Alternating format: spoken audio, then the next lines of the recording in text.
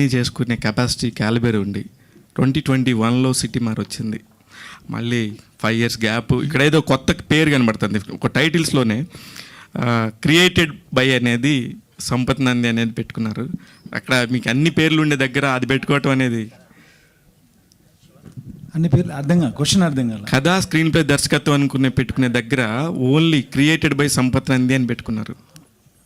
లేదే, మీరు చూడలేదు అనుకుంటా. That's okay. 21 గుర్తు కూడా లేదు నాకు అది ఎప్పుడు వచ్చిందో. అంటే అంత మర్చిపోయాను దాన్ని. సినిమా ఎంత గ్యాప్ తర్వాత చేసామనేది ఇంపార్టెంట్ కాదు. నా ఉద్దేశం అయితే కమర్షియల్ ఫ్లోలో వెళ్తున్నాను నేను. మీరు చూస్తే రచ, బెంగాల్ టైగర్, గౌతమ్ నంద, సిటీ మార్ అలా వెళ్తున్నప్పుడు మీ అందరికీ తెలుసు గాంజా శంకర్ సినిమా వెళ్ళాల్సింది. గాంజా శంకర్ వెళ్ళినప్పుడు చాలామంది అయితే అరే ఏంటి అనుకున్నాం కదా వెళ్ళాల్సింది అనుకుంటారు. I feel very happy. ఎందుకు ఇలా జరిగిందంటే ఏమో కొత్త రకమైన స్టోరీస్ నేను చెప్పాలేమో అనుకొని ఐ క్రియేటెడ్ దిస్ స్టోరీ. ఆ టైంలో నేను దానిలో బిజీగా ఉన్నాను కాబట్టి ఈ స్టోరీని నా ఫ్రెండ్ అయిన అశోక్తో డైరెక్ట్ చేపిద్దామని అనుకున్నాను. తర్వాత స్కేల్ పెరిగింది, దానిలో ఉన్నటువంటి కంటెంట్ పెరిగింది, విఎఫ్ఎక్స్ పెరిగింది. నేను సపోర్ట్ చేశాను సంపత్. సో మనం మంచి సినిమా 5 ఏళ్లకు 2 ఏళ్లకు 3 ఏళ్ళకు అని ఏం లేదు. ఎప్పుడు వచ్చినా తెలుసు కదా పూరి సార్ డైలాగు. సంపత్ గారు ఇప్పుడు ఆ క్వశ్చన్కి కంటిన్యూషన్ అండి. చెప్పండి. అంటే చిన్న గ్యాప్ తర్వాత మీరు గాంజా శంకర్ అనౌన్స్మెంట్ గ్లిమ్స్ కూడా రిలీజ్ చేశారు. ఫస్ట్ ఐ అని మంచి ఐ ఇచ్చారు. ఆ క్యారెక్టరేషన్ కానీ ఆ లుక్ కానీ సాయిధరం తెచ్చుతో కట్ చేస్తుంది.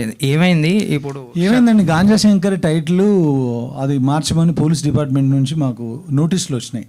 నాకు, హీరోకి, ప్రొడ్యూసర్కి. వచ్చిన తర్వాత మనం కథ అనుకుంటాం, మనం అందులో కంటెంట్ ఏం చెప్పబోతున్నామో వాళ్ళ దగ్గర డీటెయిల్ ఉండదు.